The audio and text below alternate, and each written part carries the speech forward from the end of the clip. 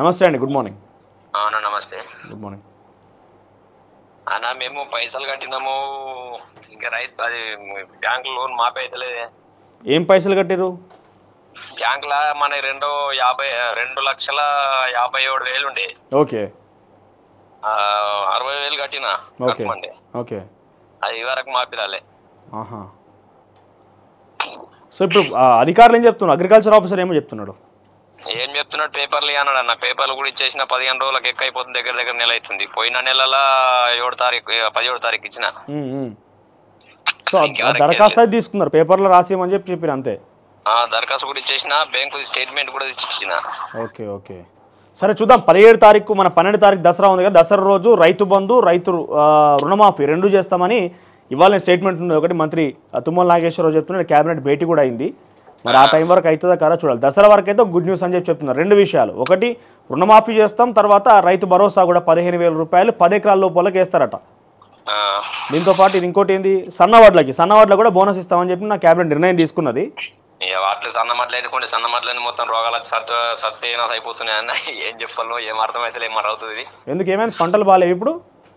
రోగాలు బాగా వచ్చినాయన్న. మొన్న వర్షాలకు మొత్తం ఇట్లా అగ్గి పెడితే కాలిపోయేటట్టు అయినాయి. కొట్టి ఎక్కడ, ఏ జిల్లా మీది?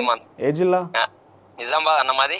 నిజామాబాద్ జిల్లాలో వర్షాలు పడ్డప్పుడు వాళ్ళకి నష్టపరిహారం ఇస్తా అన్నారు. ప్రభుత్వం ఏం స్పందించలేదా? సర్వే చేసిందా కనీసం వచ్చి? ఏం లేదు అన్న, ఇంక వరకు ఎటు రాలేరు, ఏం చేయలేరు. పొలాలని మన అగ్గి పెడితే కాలిపోయేటట్టు అయినాయి. మన మొత్తం ఎర్రగా వర్షాల్లో మొత్తం నీట మునిగిపోయినాయి పొలాలన్నీ. నీట మునిగిపోయి కాదు, పంట వచ్చే పరిస్థితి లేదు ఇప్పుడు. ఇక ఏమొస్తుందో ఈ విషయం చెప్పిరా కనీసం అధికారులు ఎవరు చూసిపోయారా ఇట్లా అవుతున్నాయి పంటలు అని చెప్పి? ఈ నిజామాబాద్ డిస్టిక్ ఎవరు కూడా రాలేడు ఇప్పటికి. మా ఎమ్మెల్యే భూపతి రెడ్డి కూడా రాలేదు. నిజామాబాద్ రూరలా? రూరల్. కనీసం అటు వచ్చిన దాఖలు లేవు. ఇక రాలేరన్న, ఎవరు రాలేదు. కాదు, ఇప్పుడు నిజామాబాద్ లో వర్షాలు పడ్డందుకు సర్వే చేసినాము, సర్వే చేసి గిన్ని ఎకరాల వాళ్ళకి నష్టపరిహారం ఇస్తున్నాం అని చెప్పి రాష్ట్ర ప్రభుత్వం చెప్పింది. అది మీకు అమలు కాలే? ఏం రాలేదన్న, వాళ్ళే రాలేదు ఇక్కడికి. మేమైతే పోయి 24 గంటలు ఇక్కడనే ఉంటాం. మేమేమైనా జాబులు కాదు, ఏం కాదన్న, మనం వ్యవసాయం చేసుకుని బతికేటోళ్ళమే. ఆ అధికారుల దగ్గర కన్నా చెప్పాలి కదా, ఇంతమంది గిన్ని ఎకరాలు ఉన్నాయి, గిన్ని ఎకరాలు నష్టపోయినా మాకు ఏమి ఇస్తారని అడగలేదా మీరు? అడిగినాం, అడిగితే ఏమైతే అందరికి వచ్చినప్పుడు మీకు కూడా వస్తాయని అంటారు. ఎప్పుడు అందరికి వచ్చేది ఎప్పుడు, మీకు వచ్చేది ఎప్పుడు?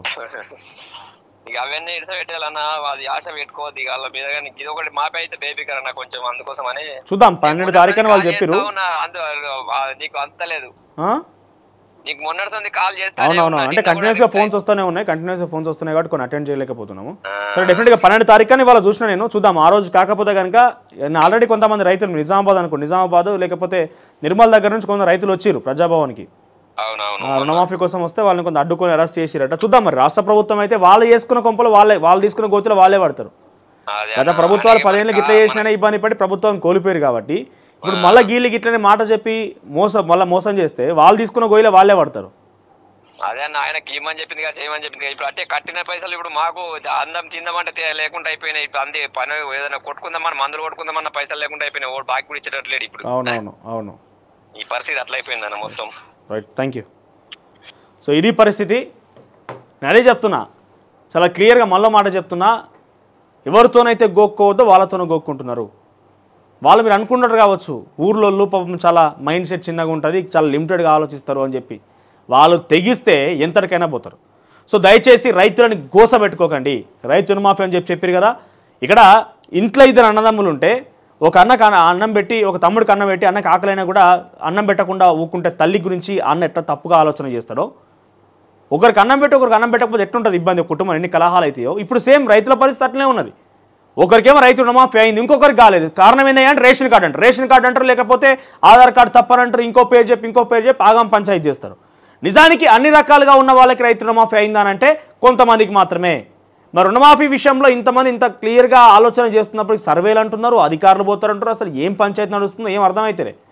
ఆగస్టు 15 అన్నారు, ఈరోజు మళ్ళీ చూస్తే 4 రోజులు అయిపోయింది. ఆగస్టు 15కి మొత్తం అందరికి కంప్లీట్ చేసినామని చెప్పారు. ఆగస్టు 15 కల్లా రుణమాఫీకి సంబంధించి మొత్తం ప్రక్రియ పూర్తయిందన్నారు. మరి ఈ రోజు వరకు ఇంకా సమస్య ఉన్నది కదా, రేషన్ కార్డు గురించి ఇంకా రకరకాల సమస్యలు ఉన్నాయి. వాటిని ఎప్పుడు పరిష్కారం చేస్తారో, మళ్ళీ తిరిగి వాళ్ళకి లోన్ అవకాశం కల్పిస్తే మీరే చెప్తున్నారు 18,000 కోట్లు ఇంకా రిలీజ్ చేయాలని చెప్పి. అంటే 18,000 కోట్ల రూపాయలు ఎంతమంది రైతులు ఆలోచన చేసి వాళ్ళకు రిలీజ్ కనుక చేసి వాళ్ళకు క్లియర్ చేస్తే మళ్ళీ లోన్ తీసుకొని పంట సాయం కోసం వాళ్ళకు ఉపయోగించుకునే అవకాశం ఉంటుంది. ఓ రైతు భరోసా లేదు, ఓ రైతు రుణమాఫీకి సంబంధించిన అంశం అనేక నీలి మెడలు అమ్ముకుంటుంది. దయచేసి రాష్ట్ర ప్రభుత్వం ఆలోచన చేయాలి. వాళ్ళ బారవిడూరి నిజామాబాద్ జిల్లాలో వర్షాలు పడ్డాయి, మేము సర్వే చేసినాము, రైతు పంట మునినటువంటి నీట మున్నటువంటి ఆ పంటలకు సర్వే చేసి వాళ్ళు నష్టపరిహారం ఇస్తామని చెప్పారు. ఎడబై నష్టపరిహారం కనీసం వాళ్ళకి పోయిన లేరట. Congress MLA Nizamabad rural MLA Bhupathi Reddy గారు ఈ వీడియో కనుక మీరు చూస్తే కనీసం వాటి పరిశీలించారు. మేము వచ్చి అక్కడ మేము చూడలేదు, మేము చేయలేదు. రైతులు మాట్లాడుతున్నారు కదా, అంటే మీ చిత్తశుద్ధి రైతుల మీద ఎట్లున్నదని చాలా క్లియర్గా అర్థమవుతున్నది.